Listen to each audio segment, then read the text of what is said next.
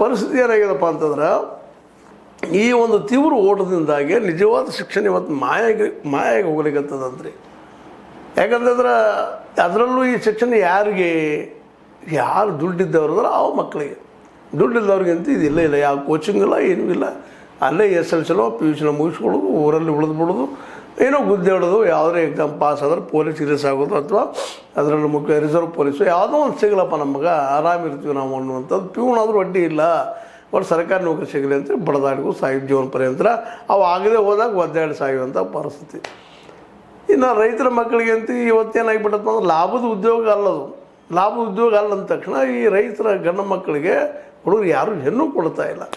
ಏನು ಮಾಡ್ತೀರಿ, ಒಕ್ಕಲ್ತನ ಮಾಡ್ತೀವಿ, ಇಲ್ಲಪ್ಪ ಕೊಡಿದ್ರೆ. ಯಾಕಂದ್ರೆ ಮಧ್ಯದಾಗೆ ಒಕ್ಕಲ್ತನ ಹಾರ್ಡ್ಶಿಪ್, ಭಾಳ ಕಷ್ಟದ ಉದ್ಯೋಗ.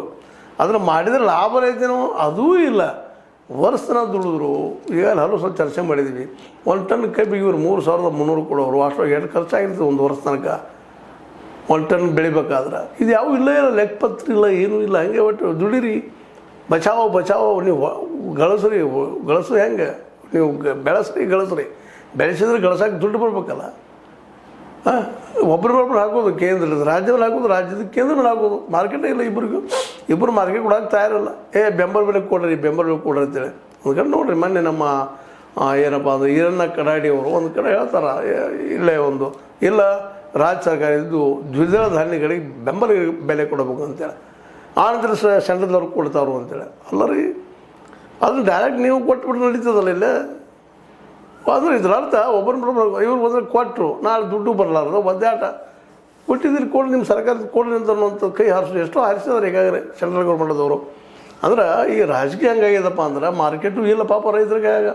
ಹಿಂಗಾಗಿ ಯಾರೂ ಹೆಣ್ಣು ಕೊಡ್ಲಿಕ್ಕೆ ತಯಾರಿಲ್ಲ. 10 ಎಕರೆ ಭೂಮಿ ಇರಲಪ್ಪ, ನಿಮ್ಮ ದುಡಿಯಿರಲಿ, ದುಡಿದ್ರು ಸಿಗೋದಷ್ಟಾಗದ. ನಮ್ಮದು ಅಲ್ಲೇ ಬಂದು ಎಲ್ಲರಿಗೂ ಅಡುಗೆ ಮಾಡಿ ಹಾಕಿರೋ ನಮ್ಮ ಮಗಳು ಏನಪ್ಪ ಅದು ವೀಕ್ ಆಗ್ತಾಳೆ, ನಾವು ಕೊಡೋದಿಲ್ಲ. ಹಿಂಗಾಗಿ ರೈತರ ಮಕ್ಕಳಿಗೆ ಹೆಣ್ಣು ಕೊಡೋದು ಬಂದು ಹಿಂಗಾಗಿ ಮದುವೆ ಆಗೋದು ನಡೆದಿದ್ದಾವೆಲ್ಲ ಪಾಪ. ಇದು ಪರಿಸ್ಥಿತಿ ಇವತ್ತದು ವಸ್ತುಸ್ಥಿತಿ. ಇದೆಲ್ಲ ಕಾರಣ ಯಾರು? ಇದೆಲ್ಲ ಕಾರಣ ಕೇವಲ ಒಬ್ಬರಂತ ಹೇಳ್ತಾ ಇಲ್ಲ. ಮೋದಿಯವ್ರ ಸರ್ಕಾರ ಒಂದಂತಲ್ಲ ಮತ್ತೊಂದಲ್ಲ, ಎಲ್ಲರೂ ಕಾರಣ. ಇವತ್ತೆಲ್ಲ ರಾಜಕಾರಣಿಗಳು. ಇವ್ರು ಯಾರಿಗೂ ಇದು ಮಾರ್ಕೆಟ್ ಮಾಡಬೇಕು ಅನ್ನೋದು ಯಾರಿಗೂ ಇಲ್ಲ. ಮತ್ತು ಇವು ನೀಟ ಹೇಳಿದಿಲ್ಲ ಹಿಂದೆ ಮೊನ್ನೆ ರಾಹುಲ್ ಗಾಂಧಿ ಅವರು ಒಂದು ದೊಡ್ಡ ಫಂಕ್ಷನ್ ಮಾಡಿದ್ರು, ಸ್ಪಷ್ಟ ಹೇಳಿದರು 1,000 ಹುಡುಗರಲ್ಲೇ 12 ಮಂದಿಗೆ ಮಾತ್ರ ಇವು 5 ಫೀಲ್ಡ್ಗಳು. 5 ಫೀಲ್ಡ್ ಯಾವ್ರಿ? ಮಂದ್ಯದ್ದು ನೀಟ, ಆಮೇಲೆ ನೀಟ್ ಆದಮೇಲೆ ಕಾನೂನು ಕಲಿಯುವಂಥದ್ದು, ಟೆಕ್ನಿಕಲಿ ಈಗ ಏನಪ್ಪ BE ಮಾಡುವಂಥದ್ದು, BE ಮಾಡಿದ್ಮೇಲೆ ಇಂಜಿನಿಯರಿಂಗ್ ಕೋರ್ಸಲ್ಲ, ಆಮೇಲೆ ನೀಟದ್ದು, ಇವೆಲ್ಲ ಒಂದು 5 ಕ್ಷೇತ್ರಗಳು ಬರ್ತವೆ.